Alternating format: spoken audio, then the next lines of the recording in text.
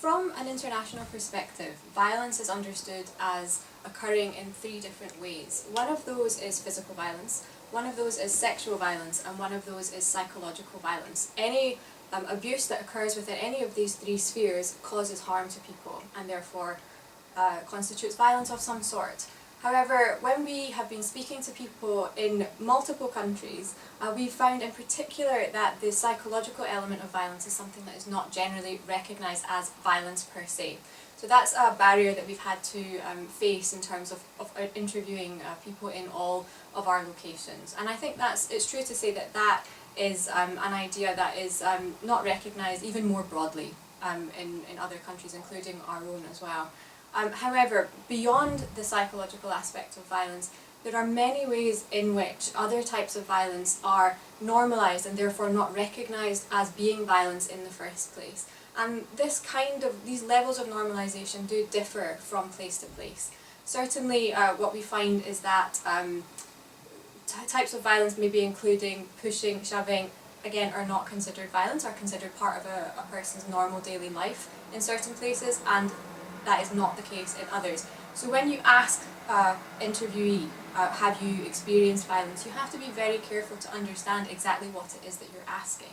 So when we designed our research tool, we did design it very specifically. Have you experienced pushing? Have you experienced hitting? Have you experienced shoving? All of these things are very important to understanding what it is that you're actually asking. Now, in terms of looking at Pakistan, Nepal and Myanmar, how do people understand violence differently in those three places? Well, for a start, people in Nepal, generally speaking, because of the public messages that exist, have a better understanding of what physical and sexual violence actually entail. There's been a great deal of international interventions there, both through international NGOs and domestic NGOs, talking about awareness of violence. However, there's much less awareness amongst the women in Pakistan and Myanmar that we spoke to. So that was a first major hurdle that we had to overcome when designing the research and proceeding with it.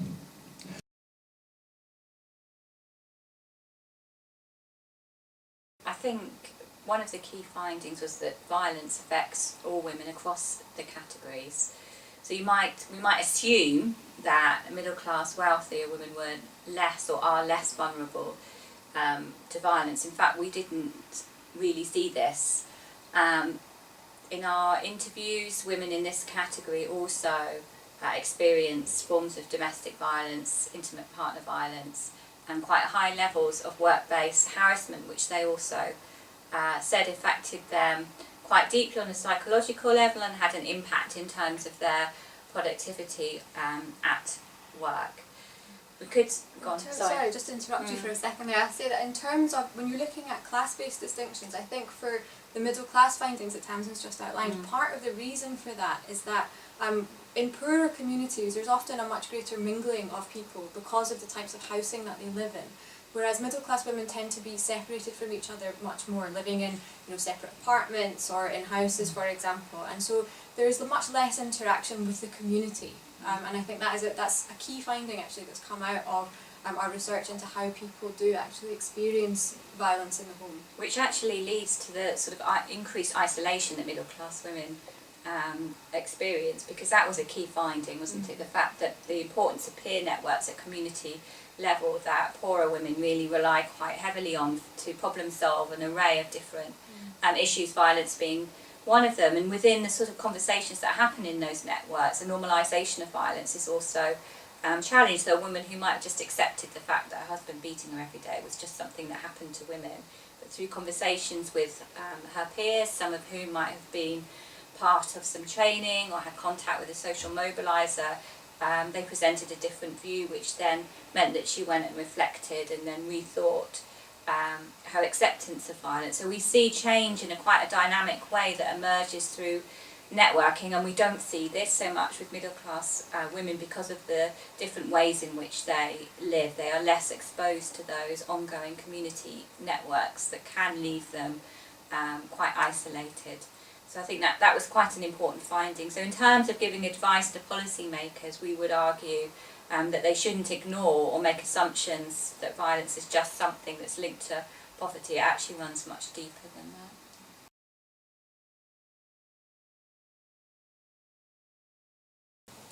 We found, particularly in Nepal, women engaged in the private sector and in corporate employment were exposed to quite high levels of ongoing harassment that had an impact in terms of their career progression. We saw it less so with women who were employed by international organisations. I wouldn't say though necessarily that middle class women are less attached to a community. I think community is still a really important function, but just exposure to peer networks in a daily ongoing way is less so because, as Zara said, in part due to the just less density, more robust housing, that means that the separation between families is much clearer. So that kind of organic meeting and coming together is not so fluid in the lives of middle class women.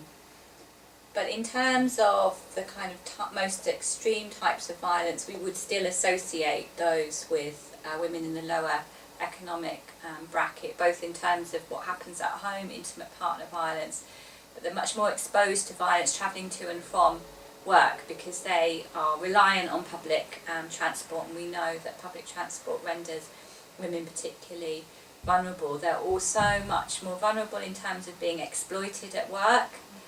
So being made to do very menial jobs, not paid very much, not paid at all, being abused verbally and physically by their male managers or male co-workers. So we do see more of an array and more extreme examples as a kind of ongoing process of violence in the experiences of poor women compared to middle class women. So we don't sort of want to say that it's all equal and even. We have to understand that that it's not, but a key finding certainly is, as we've said, that violence does cut across that spectrum.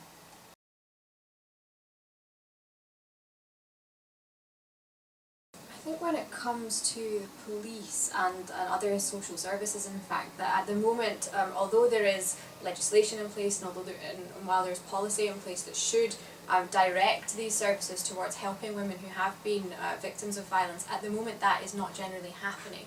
And the reason that that's not happening is largely because of cultural context. So given that all police officers, for example, are affected by the cultures in which they live and in which they grow up, they too, despite the fact that they are educated at work about violence, they might normalise violence to a great extent. They might prioritise maintaining family structures over prosecuting violent offenders, for example.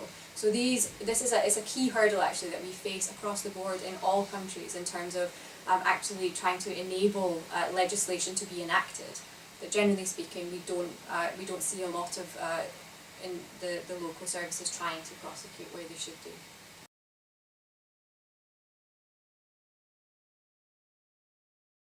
It's very difficult actually as well looking at how families do and don't intervene, because there are multiple reasons why they would and also why they wouldn't. So if you think in particular, again going back to cultural context and thinking about concept of honour, for example, it's very difficult in all of the countries in which we've worked to have a general social acceptance of women leaving an abusive family situation. So parents may actually feel that a daughter, for example, is better off staying in an abusive household than leaving it, simply because the social backlash that she will face as someone who has left a husband could actually be worse for her in terms of how she experiences her life outside of the house than otherwise. So that's a serious problem in terms of whether or not parents are likely to intervene.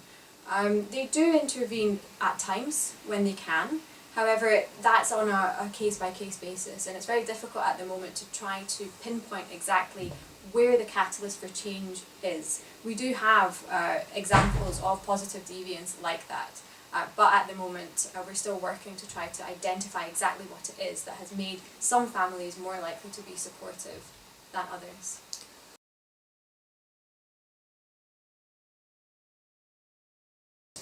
It does in the sort of at the outer sort of spheres. So at the kind of community, I suppose, down around the state level, up into national level, we can see the influence, particularly in say Pakistan and Myanmar, very conservative religious values, and we know in countries that have very strict conservative religious influences that gender-based violence does tend to be higher, and that's because part of that code is very strict delineation between what men do and women do, and violence tends to be a mechanism for disciplining anybody that transgresses, and that tends to focus in particular on women. So, for example, in Myanmar we're seeing the increased influence of a fundamentalist brand of Buddhism that is really anti-women's rights. So that ultimately will have an impact in terms of the goals of trying to achieve legislation that will protect women from different forms of violence. And similarly in Pakistan we see the influence of very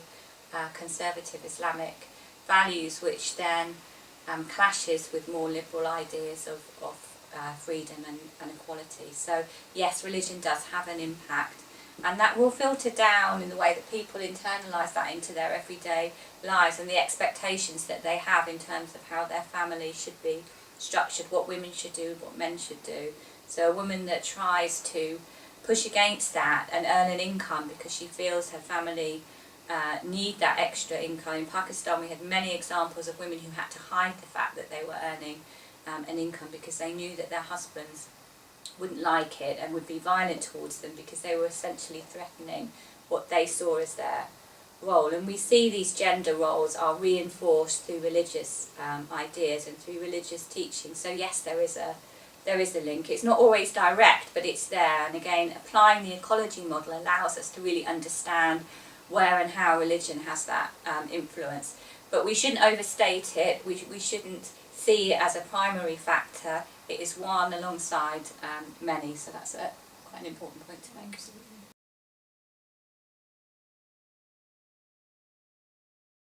I think there's two things. Firstly, I think this idea of positive deviancy needs to be dug into much more deeply. We need to understand what it is that sets an individual apart from others, that gives them the strength and the conviction to go against the norm and to often face quite extreme stigmatisation because of that, and also families that decide that they're not going to tolerate a particular normative action.